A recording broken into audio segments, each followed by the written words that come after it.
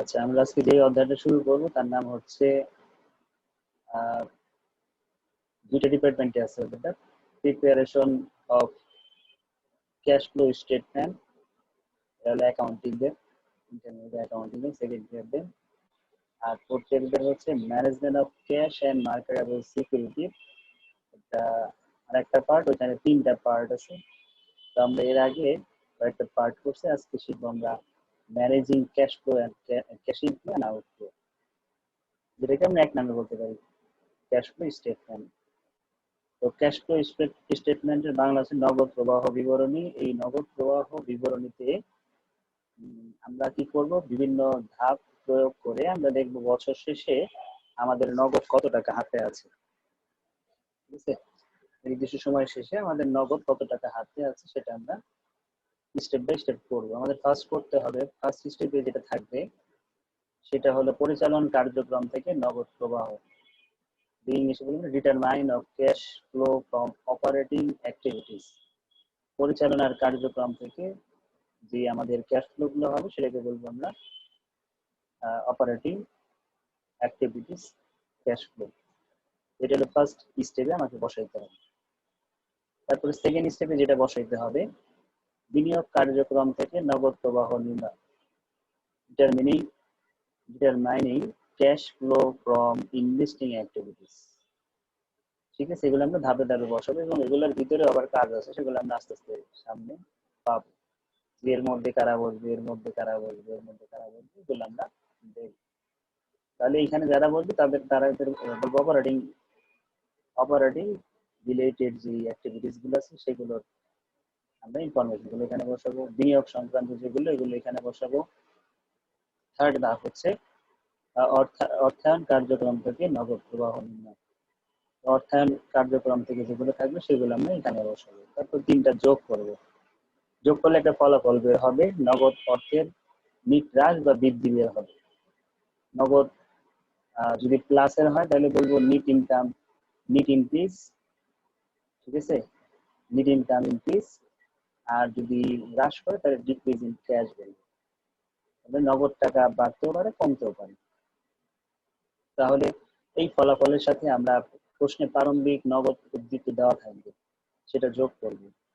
করলে আমরা সর্বশেষ পাবো নগদ অর্থের নিট হ্রাস বা বৃদ্ধি। নগদ কত টাকা বাড়ছে বা কমছে, হ্রাস বৃদ্ধি হবে না, এটা হবে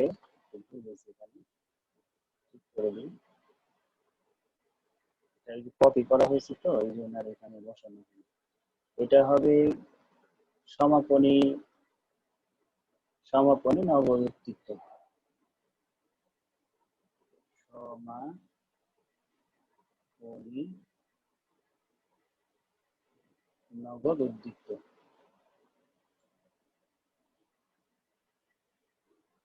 সমাপনী নগদ উদ্ধৃত হবে এটা। হ্যাঁ, যারা শীট নিছো ঠিক করে নিও।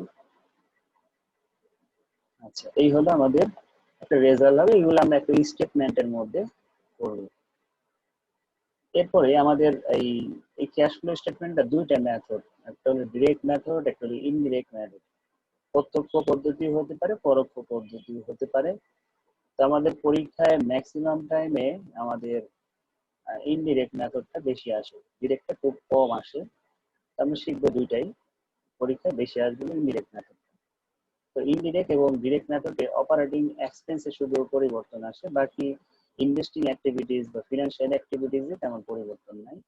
শুধুমাত্র অপারেটিং অ্যাক্টিভিটিসে প্রেজেন্টেশনটা ভিন্নভাবে করা হয়। ঠিক আছে, বাকি যে দুইটা পার্ট ওই দুইটা ধাপে আমাদের ইনডিরেক্ট মেথডে যেভাবে হয় ডিরেক্ট মেথডে একইভাবে। তো এখানে একটু দেখানো হয়েছে যে কি কি বিষয় এখানে আসে এবং এখানে আসে না, বা এখানে আসলে এখানে আসে না, বা দুটোতেই আসে, এরকম কিছু ইনফরমেশন এখানে দেওয়া আছে। তো প্রথম ইনফরমেশনটা হলো cash flow from operating activities এর এই আইটেম গুলো থাকতে পারে। কি কি থাকতে পারে? ইন্টারেস্ট এক্সপেন্স থাকতে পারে, ইন্টারেস্ট ইনকাম থাকতে পারে, ডিভিডেন্ড ইনকাম থাকতে পারে, ডিভিডেন্ড পেড থাকতে পারে। মেন কথা হলো ইন্টারেস্টের আয় ব্যয়, ডিভিডেন্ডের আয় ব্যয় এবং নন ক্যাশ এক্সপেন্স বা রেভিনিউ। এটা কোথায় কোনটা যাবে? ডিরেক্ট মেথড যখন করবো তখন এটা আমরা কি করবো, অপারেটিং অ্যাক্টিভিটিস এ কি করবো, বিয়োগ করে রাখবো। অপারেটিং অ্যাক্টিভিটিস আমরা বিয়োগ আকারে লিখবো। আর এটা কি, যেহেতু ইনকাম আমরা যোগ করব, খরচের কারণে নগদ টাকা চলে যাবে, এই জন্য কি করবো, বিয়োগ করবো অপারেটিং অ্যাক্টিভিটিসে। ইনকামের কারণে আমাদের আয় হবে, এই জন্য আমরা কি করবো, অপারেটিং অ্যাক্টিভিটিসে যোগ করবো। ডিভিডেন্ডের দ্বারা কি হবে, অপারেটিং ডিভিডেন্ড কি আয়, এই আয় কি হবে, যোগ হবে, কারণ নগদ টাকা আসে এখানে, তাহলে অপারেটিং অ্যাক্টিভিটিস এটা যোগ হবে, আর ডিভিডেন্ড পেইড এটা হবে বিয়োগ। এটাও ঠিক করতে হবে, ভুল থাকবে কারণ এটা ফার্স্ট টাইম সলিউশন করা, তো একটা ভুল বের হবে, এটা এর আগে কোনো সময় করানো হয়নি। এরপরে হলে আসবে না, অর্থাৎ এটা আমরা যখন ডিরেক্ট মেথডে করবো তখন নন ক্যাশ এক্সপেন্স বা রেভিনিউর কোনো এন্ট্রি এখানে আসবে না, ঠিক আছে। এরপর আসি ডিরেক্ট মেথড। ডিরেক্ট মেথড এগুলো কিছুই আসে না, ইন্টারেস্ট এক্সপেন্স বলো, ইন্টারেস্ট রেভিনিউ বলো, ডিভিডেন্ড ডিভিডেন্ড ইনকাম বলো, এই তিনটা কোনোটাই আসবে না। ডিভিডেন্ড পেইডটা শুধু আসবে, কিন্তু এটা কোথায় আসবে, ফিনান্সিয়াল অ্যাক্টিভিটিসে, ঠিক আছে। আর নন ক্যাশ এক্সপেন্স এটা হবে অপারেটিং এক্সপেন্স যোগ। এই নন ক্যাশ এক্সপেন্সের উদাহরণ দিতে পারবা, নন ক্যাশ, সেটা নগদে, নগদ না, এটা অনগদ বলি আমরা। অনগদ ব্যয়ের একটা উদাহরণ দাও তো তোমরা, পরীক্ষায় আসে এক মার্কে, অনগদ ব্যয়ের উদাহরণ। অনগদ ব্যয়ের উদাহরণ জানো কি হতে পারে?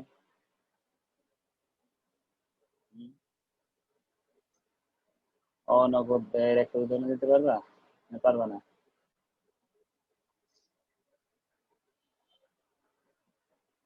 পারো না নাকি? অনগদ ব্যয় অবচয়, অবচয়, এরকম আরো কিছু থাকতে পারে, অবচয় এটি কমন। এর দ্বারা ব্যয় ঠিকই হয়, কিন্তু এটা নগদে হয় না, সম্পদের মূল্যকে হ্রাস করে দেওয়া হয়, ঠিক আছে, একটা নির্দিষ্ট সময় পিরিয়ডে, পিরিয়ডে। এই ছিল আমাদের কে কোথায় কি করতে হবে, এগুলো দেখলাম। এরপরে আমরা যাবি স্টেটমেন্ট। প্রথমে আমরা শিখবো ইনডিরেক্ট, আগে শিখবো, কারণ ডিরেক্টের মধ্যে এটা তো শিখতে হয়, এই প্লাস আবার ওয়ার্কিং শিখতে হবে, কিভাবে কোনটা কি যোগ হবে কি হবে এগুলো শিখতে হবে। আমরা প্রথমেই একটা মেথড শিখবো, সেটা হলো ইনডিরেক্ট মেথড। ইনডিরেক্ট মেথডে আলাদা ওয়ার্কিং খুব কম করতে হয়, শখের মধ্যেই মোটামুটি কাজ শেষ হয়ে যায়। তো প্রথমে আমাকে বসাইতে হবে cash flow from operating activities, ওই যে যেটা আমরা দেখে আসছিলাম, ফার্স্ট স্টেপে কি ছিল, cash flow from operating activities. এই অপারেটিং অ্যাক্টিভিটিসে কোশ্চেনে প্রথমেই নিট ইনকাম দেওয়া থাকবে, সেই নিট ইনকামটা আমরা প্রথমে তুলবো, ঠিক আছে। এই নিট ইনকামের সাথে adjustment of non cash item, অর্থাৎ অনগদ ব্যয়গুলো আমরা দেখাবো, যেটা একটু আগে আমরা দেখে আসছি যে অনগদ ব্যয় ডিরেক্ট মেথডে আসে না, কিন্তু ইনডিরেক্ট মেথডে এটা কি হয়, অপারেটিং এক্সপেন্সে যোগ করতে হয়। তাহলে দুইটা আইটেম আছে, ডিপ্রিসিয়েশন এক্সপেন্স আর একটা হলো অ্যামortization অফ ইনট্যানজিবল অ্যাসেট, ঠিক আছে। তাহলে এই দুইটা প্রায় একই ক্যাটাগরি, তাহলে এই দুইটা আমরা প্রথমে বসাবো। তারপরে কি করবো, adjustment for gain loss on sales of fixed asset, fixed অ্যাসেটের যদি কোনো লাভ হয় বা ক্ষতি হয় সেটাও আমরা এখানে বসাবো। যদি লস হয়, loss on sales of asset, loss হলে আমরা যোগ করব, এবং গেইন হলে আমরা এটাকে বিয়োগ করে দিব, ঠিক আছে, gain on sales of asset. এরপরে এরপরেরটা হচ্ছে adjustment for change in current asset and current liabilities. Current asset এবং কারেন্ট লায়াবিলিটিস এর ইনক্রিজ অর ডিক্রিজ, এই জিনিসগুলো থাকলে সেগুলো আমরা যোগ বিয়োগ করব, ঠিক আছে। কারেন্ট অ্যাসেট বা কারেন্ট লায়াবিলিটিস এইগুলো যদি বাড়ে বা কমে সেগুলো এখানে যোগ বিয়োগ হবে। তাহলে কারেন্ট অ্যাসেট কি করব, কারেন্ট অ্যাসেট যদি বৃদ্ধি পায়, সরি কমে যায়, ডিক্রিজ ইন কারেন্ট অ্যাসেট, তাহলে যোগ হবে। সাপোজ একটা উদাহরণ দিই, মনে করো অ্যাকাউন্ট রিসিভেবল কোম্পানিতে আছে, এই অ্যাকাউন্ট রিসিভেবল সাপোজ মনে করো কমে গেছে। এখন কমার কারণ কি হতে পারে, অ্যাকাউন্ট রিসিভেবল কমার কারণ হতে পারে যে তোমার নগদ টাকা তুমি পাইতে পারো, অ্যাকাউন্ট রিসিভেবল বাকিতে লেনদেন করছিলা, আর তুমি টাকা পাইছো এক সময়, তখন তুমি অ্যাকাউন্ট রিসিভেবল কে কমায় ফেলছো, এই কারণে হতে পারে। আবার ব্যাড ডেটের কারণেও হতে পারে, রিটার্ন অফের কারণে, ঠিক আছে। আরো কয়েকটা কারণ আছে, তো নর্মালি এই ঘটনাগুলো ঘটে। তো বেশি যেটা ঘটে সেটা হলো নগদ টাকা পেলে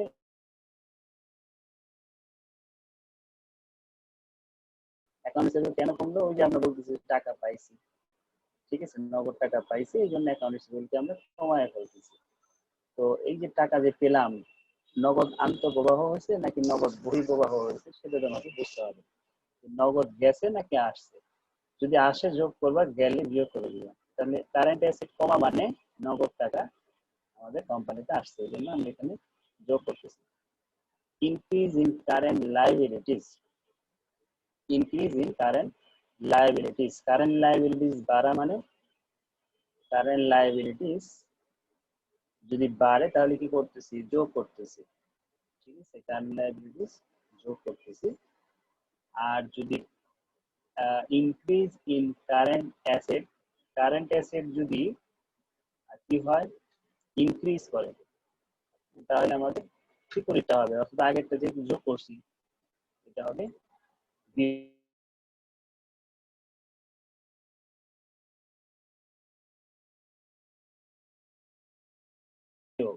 increase in current liabilities. Current liabilities সাউন্ডে কোনো সমস্যা হলে বলে, হ্যাঁ, মাঝে মধ্যে ফোন এসে ডিস্টার্ব করে। আজকে বলতেছিলাম যে ডিক্রিজ ইন অ্যাসেট, অ্যাসেট যদি কমে যায় কারেন্ট অ্যাসেট যোগ হবে, আর অ্যাসেট যদি বেড়ে যায় বিয়োগ হবে। লাইবিলিটিস যদি বেড়ে যায় যোগ হবে, লাইবিলিটিস কমে গেলে বিয়োগ হবে। এই জিনিসগুলো মাথায় রাখতে হবে। নিট ক্যাশ প্রোভাইড, অর্থাৎ এই যে এখানে সবকিছু হিসাব হিসাব করে আমরা একটা রেজাল্ট পাবো, সেই রেজাল্টটাকে বলতেছি আমরা নিট ক্যাশ প্রোভাইড বা ইউজ। এটার একটা এখানে আরেকটা টাকার কি হবে, এখানে আরেকটা টাকা হবে,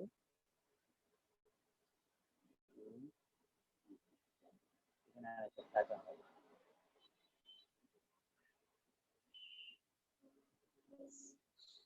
তাহলে আমরা এই যে নিট ইনকামের সাথে এই এন্ট্রি গুলো সব যোগ বিয়োগ করে যেটা পেলাম এখানে বসে, এটার সাথে এটা যোগ করলে পাইতেছি নিট ক্যাশ প্রোভাইডও হইতে পারে,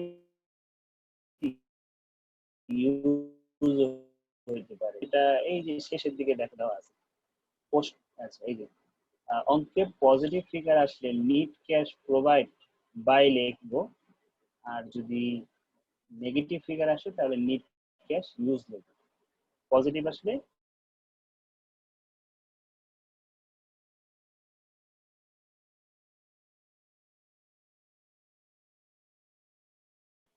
প্রোভাইড লিখবো, আর নেগেটিভ। এরপরে বলতেছে cash flow from investing activities, investing activities এর ক্যাশ ফ্লো গুলো আমরা এখানে বসাবো। প্রথমটা দেখছিলাম কি আমরা অপারেটিং অ্যাক্টিভিটিস, এখন দেখতেছি আমরা ইনভেস্টিং অ্যাক্টিভিটিস। ইনভেস্টিং অপারেটিং অ্যাক্টিভিটিসে কি কি আসে? অনগদ যত ব্যয় আয় আছে সেগুলো আসবে, তারপরে তোমার loss on sales of equipment, আর gain on sales of equipment asset এটা আসবে, আর কারেন্ট অ্যাসেটের বাড়লে কমলে এগুলো আসবে। এই তিনটা জিনিস মাথায় রাখবো তাহলে হবে। ডিপ্রিসিয়েশন বা অনগদ ব্যয়, তারপরে সম্পত্তি বিক্রি করে লাভ ক্ষতি হলে এটা আসবে, এবং কারেন্ট অ্যাসেট এবং কারেন্ট লায়াবিলিটি এগুলো বাড়লে কমলে। এরপরে আমরা দেখি পরের রিকোয়ারমেন্টটা, মানে পরের স্টেপটা হলো cash flow from investing activities. Cash flow from investing activities এখানে কি আসবে?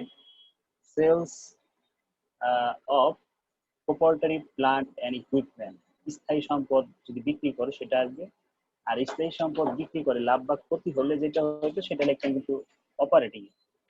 স্থায়ী সম্পদ বিক্রি বা ক্রয় করলে যেটা হবে সেটা এখানে বলবে, ঠিক আছে, বিক্রি বা ক্রয় করলে যেটা আসবে এটা এখানে বলবে। তো এখানে কি কি সেলস হতে পারে? আরো sales of debt or equity instalment, ঠিক আছে, বা ইনভেস্টমেন্ট। তারপরে collection on loan, loan collection করলে যেটা হয় এটা আসবে এখানে। তারপরে আছে purchase of property plant and equipment, আছে এটা পারচেজ, পারচেজ করলে টাকা চলে যায় এই জন্য বিয়োগ করতে হবে। তারপরে purchase of debt or equity instalment at are not cash equivalent. তারপরে বলছে লোন টু আদার এন্ট্রিজ, তার মানে তুমি সেলস করলে স্থায়ী সম্পদ অথবা ঋণপত্র ইকুইটি এগুলো যদি বিক্রি করো তাহলে এগুলো যোগ হবে, টাকা কালেকশন করলে লোন কালেকশন করলে সেটাও যোগ হবে। কিন্তু loan loan to the other activity, loan তুমি যদি পেমেন্ট লোন পরিশোধ করো বা তুমি যদি সরি আদার অ্যাক্টিভিটিজের জন্য তুমি যদি লোন নাও, এটা তো লোন কালেকশন করছো, লোনের টাকা কালেকশন করছো, আর লোন নিছো, নতুন করে লোন নিছো। তারপর পারচেস অফ ডেট, এগুলো আমরা কি করব, বিয়োগ করব। তারপরে এগুলো সব যোগ বিয়োগ করে যেটা আসবে সেটা হচ্ছে need cash provide or use বা ইনভেস্টিং অ্যাক্টিভিটিস। এখানে আমরা প্রোভাইড বা ইউজ দেখবো সের ভিত্তিতে, পজিটিভ নেগেটিভের ভিত্তিতে। 3 নাম্বার স্টেপে cash flow from financing activities. Financing activities আছে issuance of equity securities, issuance of loan, long term debt instrument, এটা কি হতে পারে, বন্ড হতে পারে, নোট হতে পারে। তারপরে cash receive from issue of preference share, payment of dividend, redemption of debt debenture, requisition of capital stock, requisition of capital stock. তাহলে এই তিনটে আমরা বাদ দেবো আর প্রথম তিনটে যোগ করব। তাহলে যেটা পাবো সেটা need cash provide or use by financing activities. তার সাথে আমরা অ্যাড করব, না অ্যাড না তো, এই তিনটা, এই যে তিনটা মান বের হলো না, 1 2 3, তিনটা আমরা যোগ করলে, যোগ থাকলে যোগ করবো, বিয়োগ থাকলে বিয়োগ করে যেটা পাবো সেটা হলো নিট ইনকাম ইনক্রিজও হতে পারে, ডিক্রিজও হতে পারে। নিট ক্যাশ ইনক্রিজও হতে পারে, ডিক্রিজও হতে পারে। যদি মাইনাস আসে বলবো ডিক্রিজ, প্লাস আসলে বলবো increase. Cash at the beginning of the period, প্রশ্নে যেটা থাকবে সেটা আমরা এখানে বসাবো, বসিয়ে last cash at the end of period, বছর শেষে কত ক্যাশ সেটা আমরা বের করবো। প্রশ্নে বিগিনিংও থাকে, এন্ডিংও থাকে। বিগিনিং বসানোর পর যোগ বিয়োগ করে যে রেজাল্টটা মিলবে ওটা অবশ্যই কোশ্চেনের সাথে মিলতে হবে, না মিলে বুঝতে পারবো তোমার অঙ্ক হয় নাই, অ্যান্সার তোমার কোশ্চেনের মধ্যেই দেওয়া থাকে। বিগিনিং থাকে, এন্ডিংও থাকে, তোমাকে যোগ বিয়োগ করে ওই বিগিনিং আর এন্ডিংটা মিলাইতে হবে। এরপরে আসি, প্রশ্নে কোনো পদ্ধতি উল্লেখ না থাকলে, নিট ইনকাম দেওয়া থাকলে ইনডিরেক্ট মেথড করবে। ঠিক আছে, প্রশ্নে কোনো মেথডে তোমাকে উল্লেখ করে দিতে না, তুমি কোন মেথডে করবা, ডিরেক্ট মেথড নাকি ইনডিরেক্ট মেথড, কোশ্চেনে কিছু বললো না। সেই ক্ষেত্রে তুমি দেখবা নিট ইনকাম আছে কিনা।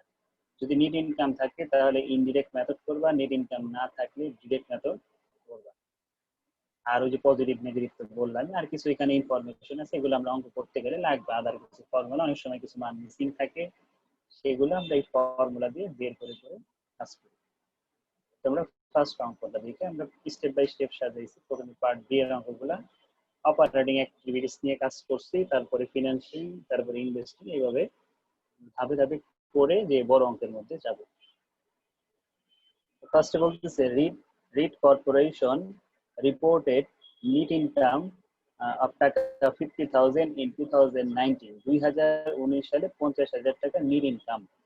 দেখছো, নিট ইনকাম বলে দিছে, তার মানে আমাকে কোশ্চেনে যাই বলুক আর না বলুক আমরা কি করব, ইনডিরেক্ট মেথডটা করব, উল্লেখ না থাকলেও ইনডিরেক্ট মেথড করবো, কারণ নিট ইনকাম আছে। Depreciation expenses 17,000। তারপরে আরো কিছু ইনফরমেশন আছে, বলতেছে অ্যাকাউন্ট রিসিভেবল বাড়ছে, available for sales securities 16,000 increase হয়েছে, মানে সেলস সিকিউরিটি বলতে পারি শর্টকাটে, আমি সেলস সিকিউরিটি এটা বেড়েছে। ইনভেন্টরি 7,400। তারপরে নন ট্রেড নোট পেয়াবল আছে 15,000, এটা কমছে। তারপরে হচ্ছে অ্যাকাউন্টস পেয়াবল আছে। তোমাকে বের করতে বলছে কি, compute net cash provide by operating activities. Operating activities থেকে তুমি কতটুকু প্রোভাইড করলা সেটা তোমাকে বের করতে হবে। আমাদের অপারেটিং অ্যাক্টিভিটিস এর প্রথমেই বসে নিট ইনকাম 50,000 টাকা। তার সাথে আমরা অ্যাডজাস্ট করব কি, adjustment to recognise net income to net cash provide by operating activities. তাহলে আমরা কি করবো, এখানে অপারেটিং অ্যাক্টিভিটিস গুলো এখানে অ্যাড করবো।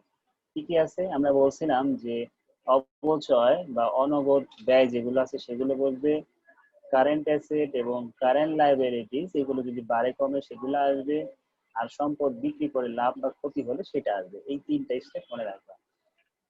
তো সেই অনুযায়ী প্রথমে আমাদের আসতেছে, প্রথমে অপচয় আসতেছে 17,000।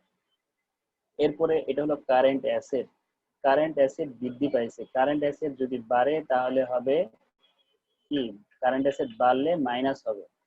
হ্যাঁ, তার মানে কারেন্ট অ্যাসেট বাড়লে মাইনাস হবে আর কমলে প্লাস হবে। নেগেটিভ সম্পর্ক এইভাবে মনে রাখতে পারো। সম্পদ, সম্পদ তো নরমালি কি ডেবিট হয়, যদি বাড়ে তাহলে হবে মাইনাস আর কমলে হবে প্লাস। তাহলে এটা আমরা প্রথমে বসালাম, মাইনাস করলাম। তারপর অ্যাভেলেবল ফর সেল সিকিউরিটি, এটা আসবে না কারণ এটা আমাদের অন্য পার্টে ইনভেস্টিং। সিকিউরিটি বিক্রি করলে কোথায় আসে এটা, সিকিউরিটি দেখো, সিকিউরিটি তুমি যদি বিক্রি করো সেটা আসবে এই যে এইখানে, ইকুইপমেন্ট অফ ইনস্টলমেন্ট, এটা হলো আমাদের কোন পার্ট, ইনভেস্টিং অ্যাক্টিভিটিস। তারপরে ইনভেন্টরি আসবে কারণ এটাও কারেন্ট অ্যাসেট, এটা কি বাড়ছে, তার মানে এটাও কি হবে, মাইনাস হবে। ঠিক আছে, নন ট্রেড নোটস পেয়েবল, এই নোটস পেয়েবল এখানে আসে না, নোটস পেয়েবল আসে ইনভেস্টিং অ্যাক্টিভিটিসে। তারপরে আমাদের অ্যাকাউন্টস পেয়েবল আছে, অ্যাকাউন্টস পেয়েবল এটা কি দায়, দায় কি করছে, ইনক্রিজ করছে, দায় ইনক্রিজ করলে আমরা কি করব, যোগ করব। ঠিক আছে, দায় যদি বাড়ে সেটা আমরা যোগ করব। এই হলো আমাদের অপারেটিং অ্যাক্টিভিটিস এর চারটা আইটেম। তো এটার সাথে এটা যোগ করে পেলাম net cash provide by operating activities. বুঝতে পারছি, একদম ইজি। কিন্তু তোমাকে সিলেক্ট করতে কোনটা কোনটা আসবে সেটা একটু মনে রাখতে হবে, কোনটা যোগ হবে এবং কোনটা বিয়োগ হবে সেগুলো একটু মুখস্থ করে নিতে হবে। 2 নম্বরে দেখি কি বলছে এখানে, NEET income from for the year 2019 is টাকা 33,000, নিট ইনকাম দেওয়া আছে 33,000 টাকা। ঠিক আছে, তাহলে আমরা কি বুঝবো, এটা ডিরেক্ট আর ইনডিরেক্ট যাই বলুক, মানে বলা থাকুক আর না থাকুক, বলা না থাকলে আমরা কি করব, ইনডিরেক্ট মেথড করবো। অবশ্য কোশ্চেনে বলে গেছে ইনডিরেক্ট কি করতে। সেম ব্যালেন্স, সাম ব্যালেন্স দেওয়া আছে, কিছু ব্যালেন্স এখানে দিয়ে দিচ্ছে 2019 সালের শুরুর ব্যালেন্স এবং শেষের ব্যালেন্স দেওয়া আছে। Account receivable, inventory, prepaid, expense, accounts payable সবই কিন্তু কারেন্ট অ্যাসেট এবং কারেন্ট লায়াবিলিটিজ এর আইটেম। ডিপ্রিসিয়েশন এটা অনগদ দেয়, লস অন সেলস এটাও আমাদের ওই যে সম্পদ বিক্রয়জনিত লাভ বা ক্ষতি। একদম ইজি না অঙ্কটা। প্রথমে আমরা কি বসাবো, নিট ইনকাম বসাবো। ঠিক আছে, প্রথমে আমরা নিট ইনকাম বসালাম, তারপরে আমরা অপারেটিং অ্যাক্টিভিটিজের যে আদার্স যে ইনফরমেশন গুলো আছে সেগুলো বসাবো। কি আছে, ডিপ্রিসিয়েশন 14,000 আছে। তারপরে আমরা শিখছিলাম লস অন ইকুইপমেন্ট, এটা কি করব, loss on sales of equipment যোগ করব। এরপরে তারপরে আমরা কি বসাবো, ডিপ্রিসিয়েশন অন, এটা বসাইছি। তারপর আমরা যাব কারেন্ট অ্যাসেট বা লায়াবিলিটি।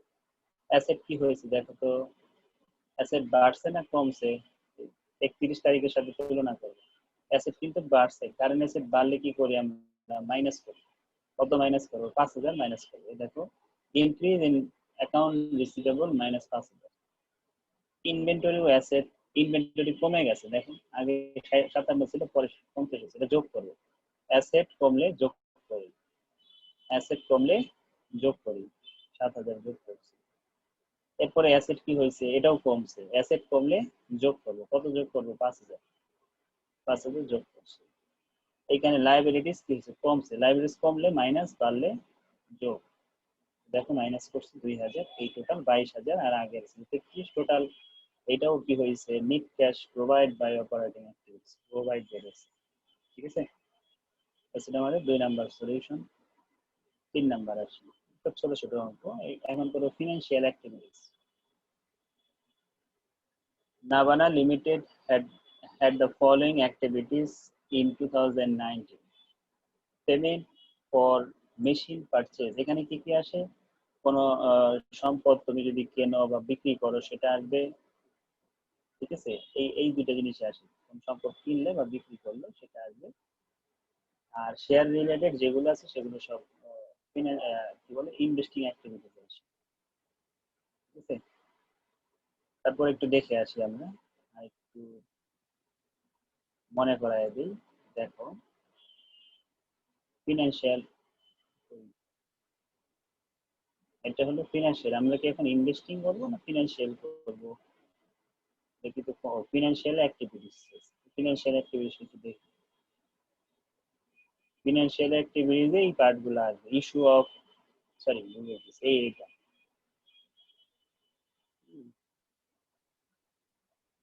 না সরি ভুলে গেছি মানে এইখানে লেখা তো ইনভেস্টিং, এই জন্য খেয়াল করি এইখানে টাইটেলটা দেখো, cash flow from financing activity কি আসবে, ইস্যু অফ, আমি ভুল বলছি তখন ইনভেস্টিং এ হবে যে সম্পদ ক্রয় বিক্রয় গুলো, insurance of equity, equity securities, এরপর insurance of long term debt, তারপরে cash receive from issue of prefer share, অর্থাৎ শেয়ার ডিবেঞ্চার নোট সিকিউরিটি, এগুলো যদি আমরা কি করি ক্রয় বিক্রয় করি, এগুলো এখানে আমরা দেখা ইস্যু করি, ঠিক আছে।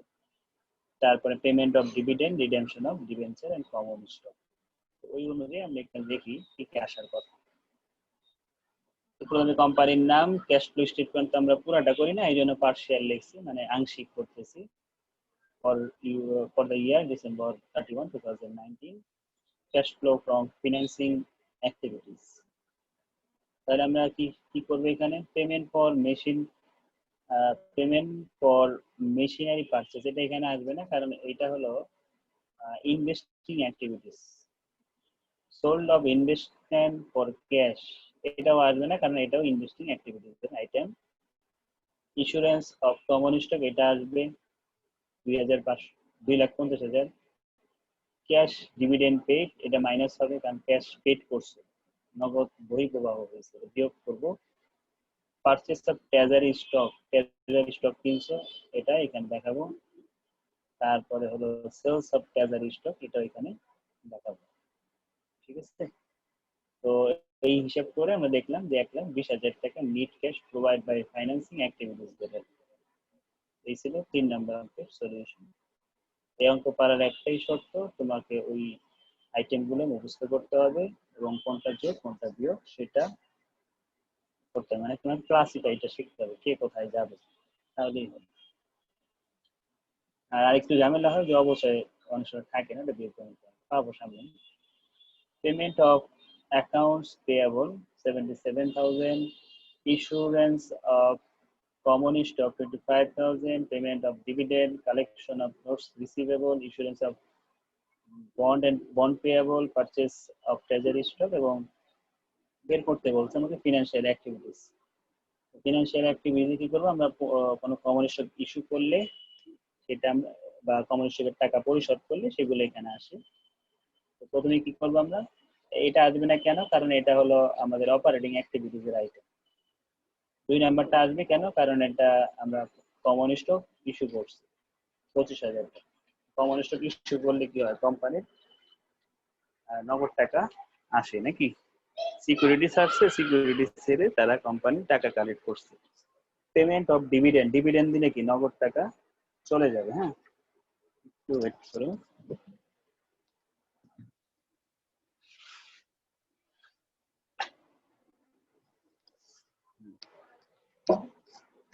আমরা যদি পেমেন্ট করি নগদ টাকা চলে যাবে 30,000 টাকা, এই জন্য এখন নেগেটিভ দিচ্ছি, মাইনাস করছি।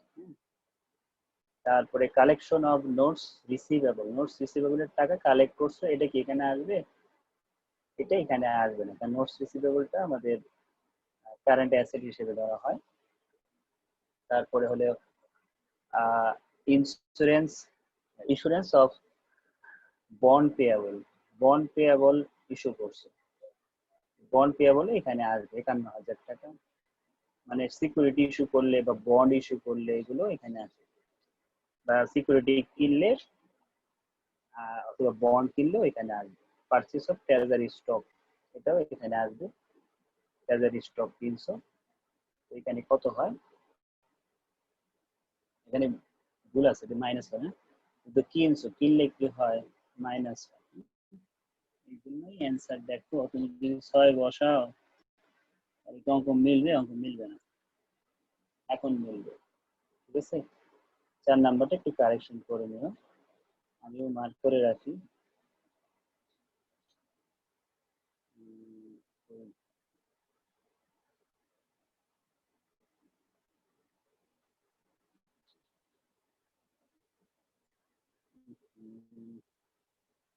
মার্ক হয়ে গেছে, এটা মাইনাস। হ্যাঁ,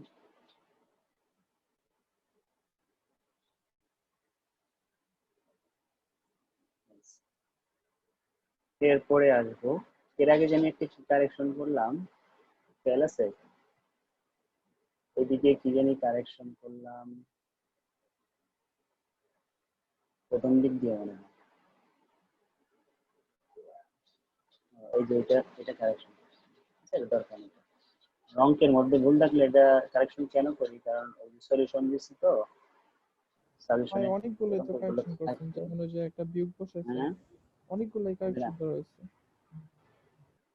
হ্যাঁ হ্যাঁ কারেকশন হবে, আমি আবার ওইগুলো লিখে রাখি, দেখে ওই যে ওই যারা সাজেশন নিছে তাদের একটা গ্রুপ আছে, গ্রুপে আবার বলে দিই এই ভুলগুলো হয়েছে, ঠিক করে নিই, এর আবার সমস্যা, কারণ সলিউশন এবার ফার্স্ট করছি তো এই জন্য একটু ভুল ত্রুটি দিয়ে রেগুলার করা থাকতো তাহলে আবার এত ভুল হতো না।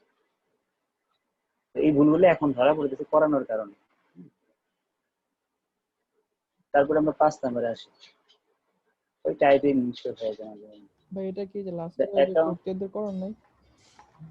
হ্যাঁ মানে না যারা ফোর্থ এবার ইয়ার ফোর্থ করাইছি ইয়ারে। কিন্তু ওদের তো বই দিয়ে করাইছে, শীট দিয়ে করাই নাই, বই দিয়ে করাইছে সব, এবারই শীট দিয়ে করাই গেছে, এই জন্যই সমস্যা, মানে সলিউশনটা রেডি করছি তো এই জন্য কারেকশন গুলো বের হইতেছে। আর ইন্টারমিডিয়েট অ্যাকাউন্টিং গত বছর করাইনি, এবারে first. The accounts for record of M Rahman and corporation reveal the following information. বলতেছে কস্ট অফ গুডস সোল্ড, বিক্রিত পণ্যের ব্যয় দেওয়া আছে, ঠিক আছে। আচ্ছা এটা এখন পারবা না, কারণ আমরা তো এখনো ইনডিরেক্ট ডিরেক্টটা শিখি নাই, ডিরেক্টটা শিখলে এটা পারা যাবে। হ্যাঁ আমরা ডিরেক্টটা পরে শিখতেছি, থাকুক, দেখে ইনডিরেক্ট আর কিছু আছে কিনা। হ্যাঁ এটা আছে 6, আমরা ওইটা পারবো যখন ইনডিরেক্ট ডিরেক্টটা শিখবো তখন।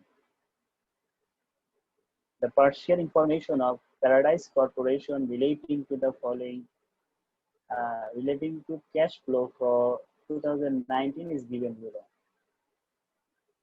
তো প্রথমেই বলছি সেলস অফ ইকুইপমেন্ট, সম্পদ বিক্রি করছো, এই সম্পদ বিক্রি করে আমরা কোথায় বসাই, ইনভেস্টিং অ্যাক্টিভিটিসে বসাই।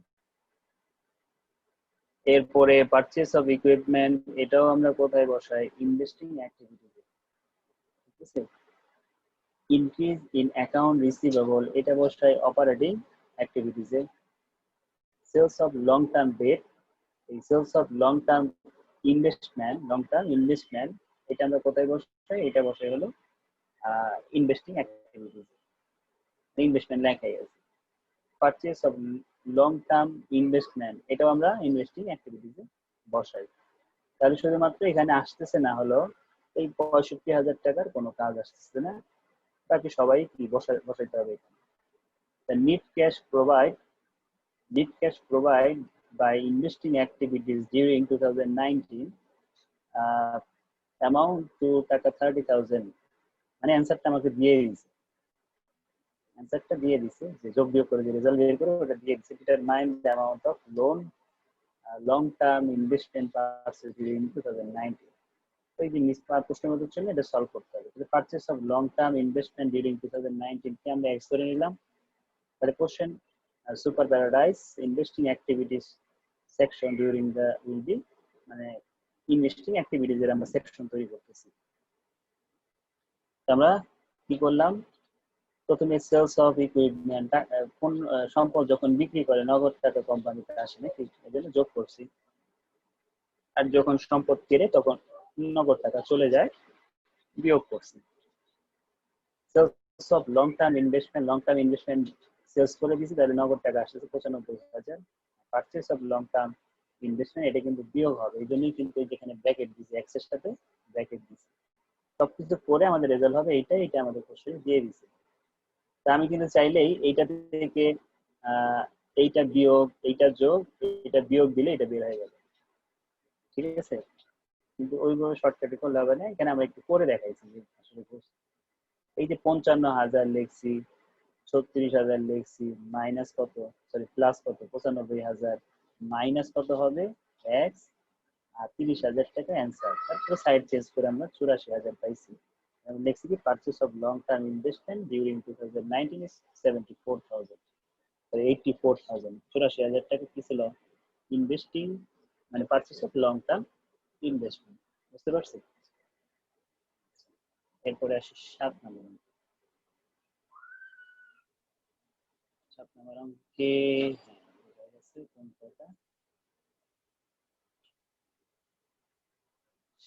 দ্য কম্পারেটিভ ব্যালেন্স শিট, এটা ফুল আমরা করবো, ফুল স্টেটমেন্টটাই করবো, এখানে পার্সিয়াল কোনো কিছু হবে না, সম্পূর্ণটা আমরা এখন সলভ করবো, মানে অপারেটিং, ইনভেস্টিং, ফাইন্যান্সিং সবগুলো একসাথে করবো।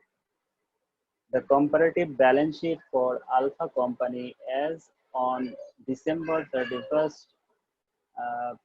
are provided below. গত বছর কিন্তু ইন্টারমিডিয়েট অ্যাকাউন্টিং এ ক্যাশ ফ্লোর দুইটা অঙ্ক আসছিল, আর বিতে একটা সিতে একটা। আর অ্যাকাউন্টিং ফোর্থ ইয়ারদের কোনো অঙ্ক আসে নাই, এই চ্যাপ্টার থেকে এক বছর আসে, এক বছর আসে না, এরকম হইতেছে দেখতেছি। গত ভাই এটা বছর কি আসে দেয় নাই মানে লাগবো, আমাদের না দিলে হইব না? হ্যাঁ এই চ্যাপ্টার না করলে হইব না? কেন এটা আসবে তো তোমাদের, করতেছি। গত বছর আসে না, এবার আসবে। এই বছর মানে তোমাদের ফোর্থ ইয়ার সিস্টেমটা এরকম হয়ে গেছে, এটা যে এক বছর না আসলে আরেক বছর আসে, 10টা মার্ক পেয়ে দিবে না, ইজি তো। খালি তোমার ওই 4টা মুখস্থ করবে, এছাড়া তার কিছু নেই, যে কোনটা যোগ হবে, কোনটা বিয়োগ হবে, কোনটা কোথায় যাবে। চার তো আর অত বড় না, অল্প ছোট্ট একটা চার, ওই দুই একটা অঙ্ক একটু ইয়া, কিন্তু ম্যাক্সিমাম তো ইজি ইজি অঙ্ক। দেখি ক্যাশ, ওই ডিরেক্টের কথা মনে পড়েছে নাকি? ডিরেক্টর ওয়ার্কিং অনেকগুলো, 6টা ওয়ার্কিং করতে হয় ডিরেক্ট, এই জন্য হয়তো মনে হচ্ছে যে কঠিন। আসলে ওইটা বেশি, খুব কমই আসে, এইটাই বেশি আসে, ইনডিরেক্টই বেশি আসে। আচ্ছা, ক্যাশ হলো 8,000, আর 8,000 হলো 2018 সালে, আর 19 সালে 10,000। অ্যাকাউন্ট রিসিভেবল 4,000, 3,500, এরকম ভাবে আমাদের কিছু কারেন্ট অ্যাসেট, ফিক্সড অ্যাসেট এগুলো দেওয়া আছে, আর নিচে কিছু কারেন্ট লায়াবিলিটিস এবং লং টার্ম লায়াবিলিটিস এবং ওনার সিকিউরিটির কিছু আইটেম দেওয়া আছে। ঠিক আছে, একটা ব্যালেন্স শিটের করা আছে, বলেও দিয়েছে কম্পারেটিভ ব্যালেন্স শিট। কিছু এডিশনাল কিছু ইনফরমেশন দিচ্ছে। নিট ইনকাম 2019 সালে নিট ইনকাম আছে 19,000, এই যে নিট ইনকাম পেয়ে গেলাম, তার মানে তোমার কোশ্চেনে যদি কোনো ম্যাথের উল্লেখ নাও থাকে, তুমি কোন মেথড করবে, ইনডিরেক্ট মেথড করবে। an equipment costing টাকা 5,000 with a book value টাকা 4,000 was sold টাকা এত। আচ্ছা, এটার একটা ওয়ার্কিং আছে, এটার সাহায্যে আমরা অবচয় বের করবো, যে অবচয় কত আসে। তারপরে loan was purchased, land was purchased, land কিনছো, ইনভেস্টিং অ্যাক্টিভিটিস এটা বিয়োগ করতে হবে।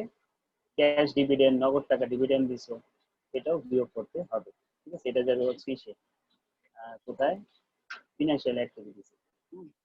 আমরা দেখি নিচে যাই।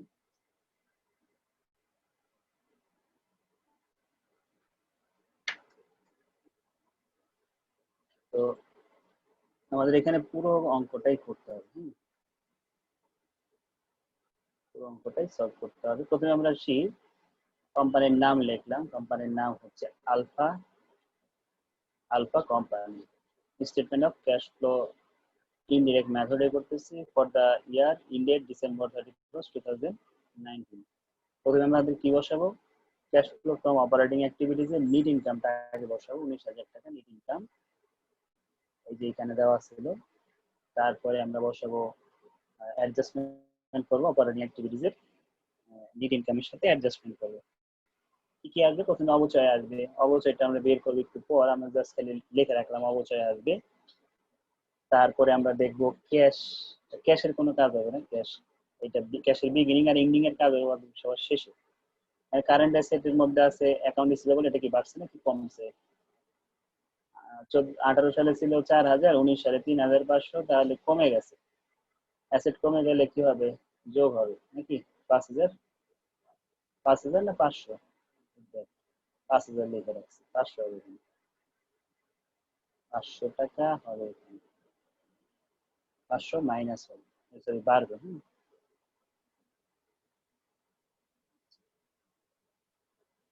500 টাকা যোগ হবে, কেন, কারণ আমাদের কারেন্ট অ্যাসেট কমে গেছে।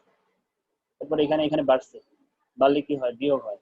কত টাকা বাড়ছে? 3000 আর 2000, 5000 বাড়ছে। দেখো ইনক্রিজ এন্ড মার্চেন্ডাইজ ইনভেন্টরি 5000 বিয়োগ করছে। তারপরে আমাদের আসবে, এরপরে এখানে আমাদের কারেন্ট অ্যাসেট কিছু নাই। কারেন্ট লাইবিলিটিজ দেখি কি কি আছে। এই যে লাইবিলিটিজ এর মধ্যে অ্যাকাউন্টস পেয়েবল আছে, এটা কি কমে গেছে। কমলে কি হয়? বিয়োগ হয়। 19 সালে কমে গেছে 18 সাল থেকে, কমলে বিয়োগ হয়। কত টাকা বিয়োগ হবে? ডিক্রিজ ইন অ্যাকাউন্টস পেয়েবল 6000 টাকা। ঠিক আছে, এই পর্যন্ত বসায় ফেললাম। আমাদের আর কোনো কিছু এখান থেকে আসবে না। এখন আমরা সমন্বয় দেখবো কি কি আসতে পারে। সমন্বয় থেকে তো নিট ইনকাম আমরা বসালাম। আর কি, এই একটা এন্ট্রির কাজ বাকি আছে। হ্যাঁ, এই একটা এন্ট্রির কাজ বাকি আছে। এখন দেখো, প্রথমে তুমি দেখবা যে কত টাকা তোমার লাভ হয়েছে। তোমার একটা সম্পদ, এর কস্ট মূল্য ছিল 5000, এটা অবচয় হইতে হইতে যে হয়েছে এটা 4000, এবং বিক্রি করছো 4500। তোমার কি 500 টাকা লাভ হয়েছে না? 5000 টাকা মূল্যের সম্পদ তুমি ব্যবহার করছো, করে এটার মূল্য হয়ে গেছে 4000, কিন্তু বিক্রি করতে পারছো 4500। তার মানে তোমার 500 টাকা লাভ হয়েছে। আর গেইন হলে আমরা এটা বিয়োগ করি ক্যাশ থেকে, অপারেটিং অ্যাক্টিভিটিজ থেকে বিয়োগ করি। এই জন্য লিখছি gain on sales of equipment. Equipment থেকে তোমার যে লাভটা হয়েছে সেটা ক্যাশ থেকে বিয়োগ করে দিলাম। ঠিক আছে, আর একটা এন্ট্রি বাকি হলো, সেটা কি ডিপ্রিসিয়েশন। অবশ্যই কিভাবে বের করবে। তো তোমরা একটু খেয়াল করে দেখো, অ্যাকুমুলেট ডিপ্রিসিয়েশনের পার্থক্য কত? 4000। ঠিক আছে, অ্যাকুমুলেট ডিপ্রিসিয়েশনের পার্থক্য 4000 টাকা। তো এই 4000 টাকা থেকে তুমি কি করবা? তুমি যে সম্পদটা বিক্রি করছো তার অবচয় মূল্য কত? 1000।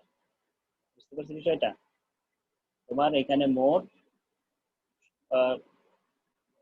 পুঞ্জভূত অবচয় 18 ছিল, 14,000 হয়েছে। এখানে পার্থক্য হলো 4000, যার মধ্যে তুমি আবার একটা সম্পদ বিক্রি করে দিছো। ওই সম্পদের যে অবচয়টা সেটা বাদ দিয়ে দিতে হবে। ওই সম্পদের অবচয় কত? 5000 ছিল, 4000 হয়েছে, তার মানে 1000 অবচয়। ওই 1000 তুমি বাদ দিয়ে দিলে তুমি পেয়ে যাবে অবচয় কত?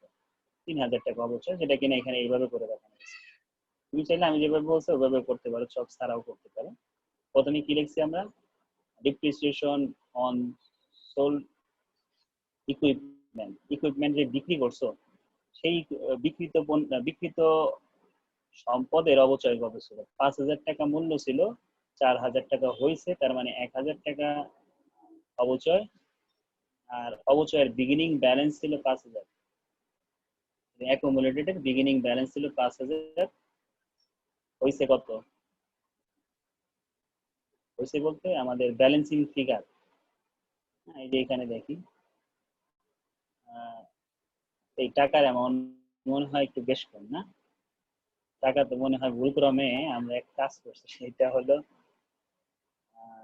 আচ্ছা, অবশ্যই দেখতেছি। আচ্ছা, এভাবে দরকার নাই, তোমরা আমি শর্টকাট বলে দেখো। এখানে একটা সূত্র আছে, তোমাদের সূত্র এখনো দেখানো হয় নাই। এই যে এই সূত্রটা, হ্যাঁ, এই সূত্রটা অ্যাপ্লাই করে আমরা অবশ্যই বের করে ফেলি।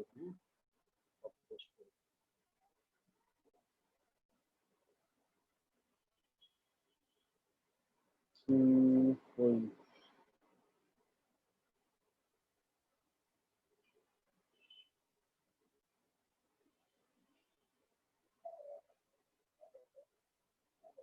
আমাদের তাহলে সম্পদের ক্লোজিং অ্যাকুমুলেট ডিপ্রিসিয়েশন কত ছিল?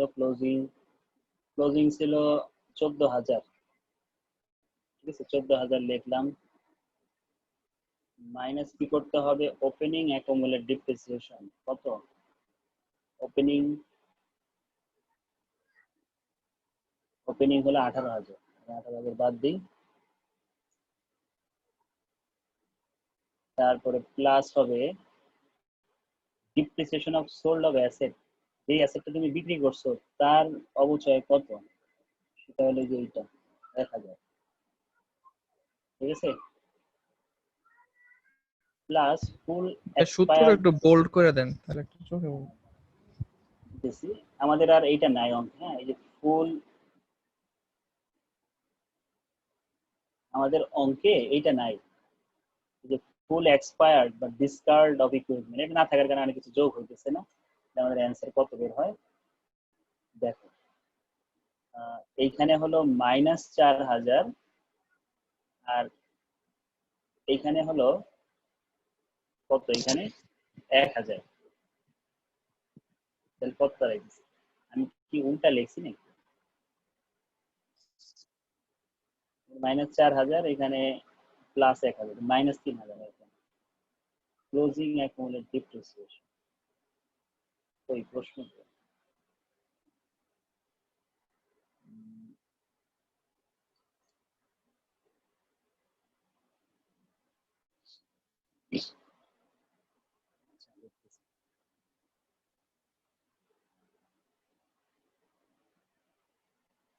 3080 কিন্তু এটা মাইনাস আসছে।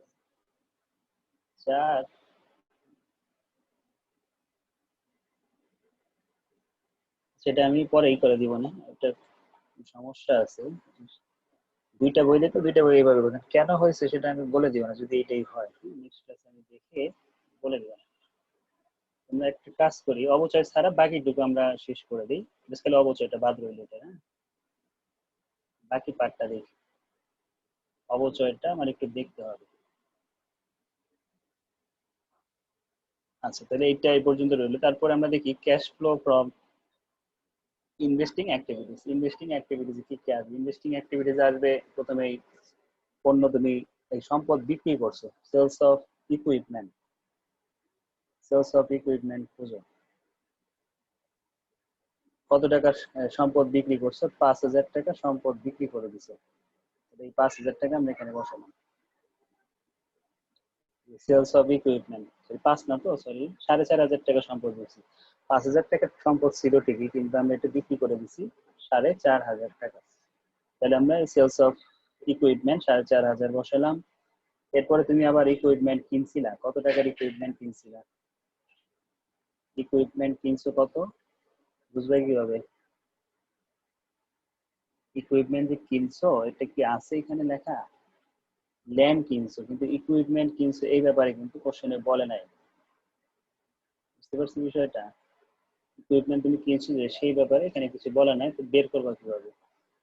এই যে 46,000 টাকা সম্পদ হওয়া মানে কি? আগে 40,000 টাকা সম্পদ ছিল, এটা 46 হয়েছে কিভাবে? সম্পদ তুমি না কিনলে কি সম্পদ বাড়বে? বাড়বে না। তাহলে এই তোমার এখানে 40,000 টাকার সম্পদ 46,000 হয়েছে, তো 6,000 টাকার সম্পদ এখানে বেড়ে গেছে। বুঝতে পারছি, 6,000 টাকার সম্পদ বেড়ে গেছে, কিন্তু এর মধ্যে আবার অবচয় ছিল। ওই যে পুরাতন সম্পদ যেটা বিক্রি করে দিছো সেটার অবচয়টা বাদ দিবা। পুরাতন সম্পদের অবচয় কত ছিল? 5,000 ছিল, সরি 1,000 ছিল। ঠিক আছে, পুরাতন সম্পদের অবচয় 1,000 ছিল, এটা বাদ দিলে তোমার থাকে যে কত? 5,000। ওই 5,000 এখানে বলবে, 5,000 আসবে। ভুল বললাম? 46,000 ছিল। আচ্ছা, 35,000 হয়েছে কিভাবে? 46 হয়েছে, আর এখানে 35 হয়েছে। ও ঠিক আছে, এখানে একটু ভেঙে লেখা যায় তাহলে বুঝবা। তো সম্পদ ছিল কত? 40,000 টাকা।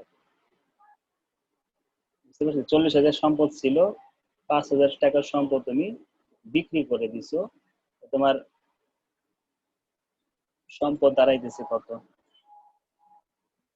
40,000 টাকার সম্পদ ছিল, 5,000 টাকার সম্পদ তুমি বিক্রি করে দিছো, তাহলে কত হয় এখানে? 35,000 টাকা। ঠিক আছে, কিন্তু এখন শো করতেছে কত? 46,000 টাকা। তাহলে তুমি সম্পদ নতুন কিনছে কত? 11,000 টাকার নতুন সম্পদ কিনছে। বুঝতে পারছি বিষয়টা? এই যে দেখো, 18 সালে 40,000 টাকার সম্পদ ছিল, তুমি এই সম্পদের 5,000 টাকার সম্পদ বিক্রি করে দিছো 4,500 টাকায়।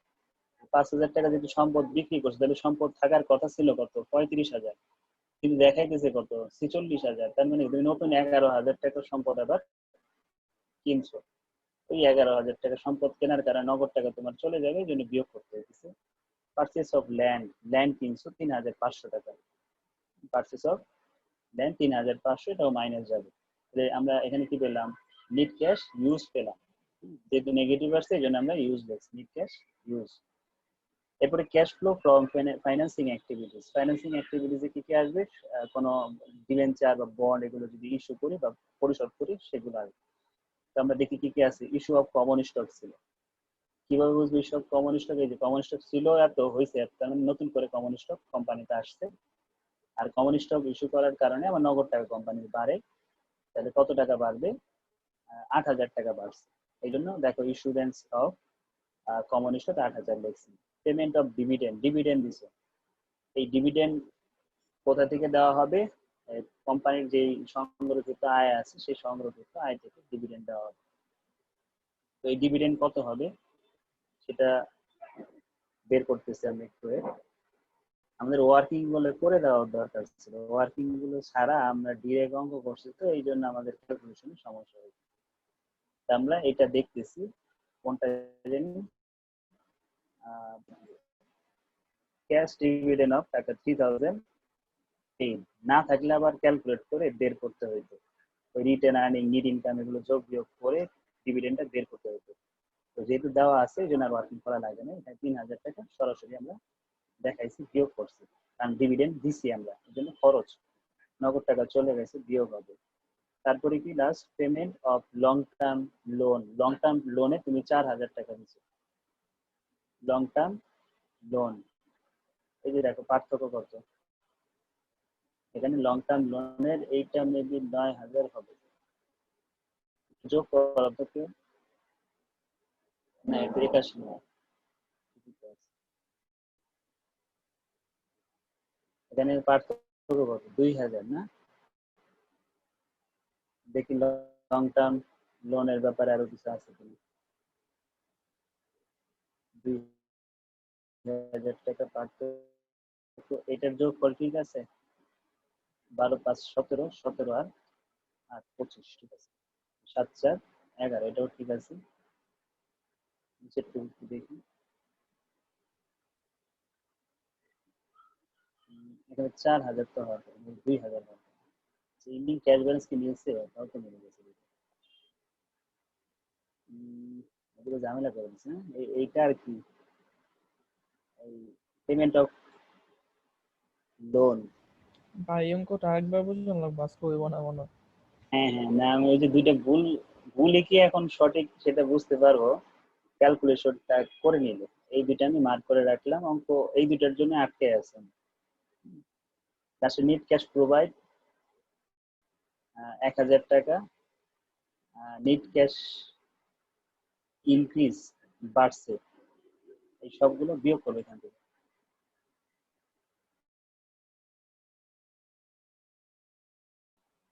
11,000 থেকে 10,000 গেলে থাকে 1,000, ওই 1,000 সাথে 1,000 যোগ হয়ে হয়েছে 2,000। আর বিগিনিং ব্যালেন্স ছিল অঙ্কে 8,000, এই টোটাল 10,000। বুঝতে পারছি? তাহলে তোমাদের শুধু বোঝানো বাকি আছে, শুধু এই দুইটা ইনফরমেশনে আমাদের একটু দেখতে হবে ওয়ার্কিংটা। হ্যাঁ, 4,000 কেন কিভাবে হলো আর 3,000 কিভাবে হলো, আমি নেক্সট ক্লাসে দেখি, আমরা নতুন অঙ্কে যাবো। এছাড়া আর কোনোটাতে প্রবলেম হয় নাই, আমরা একটু দেখি নেক্সট ক্লাসে যাবো। আজকে এই পর্যন্ত।